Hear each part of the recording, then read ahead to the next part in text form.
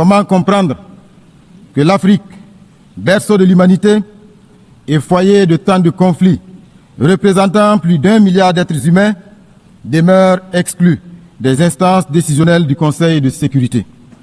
Comment accepter que des missions de maintien de la paix, financées à coups de milliards, quittent nos pays en laissant davantage de frustration et de souffrance que de résultats tangibles?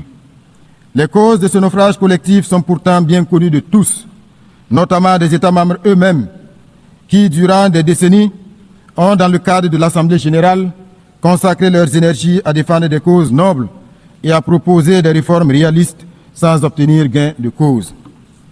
Que peut-on y faire si les décisions de l'Assemblée générale, qui ne sont pas contraignantes, la rendent congénitalement inaudible et inefficiente? Pouvait-on espérer un meilleur bilan avec un Conseil de sécurité malade de la politisation de ses décisions, important du fait de ses incohérences et inefficient en raison de ses divisions permanentes? Pire encore, ce Conseil au rôle aujourd'hui galvaudé se présente lui-même comme un grand fauteur de troubles pour la complicité tacite, sournoise et parfois active de certains de ses membres permanents, eux-mêmes grands acteurs et principaux financiers des crises de notre époque. Voilà ce qu'est devenu notre Conseil de sécurité.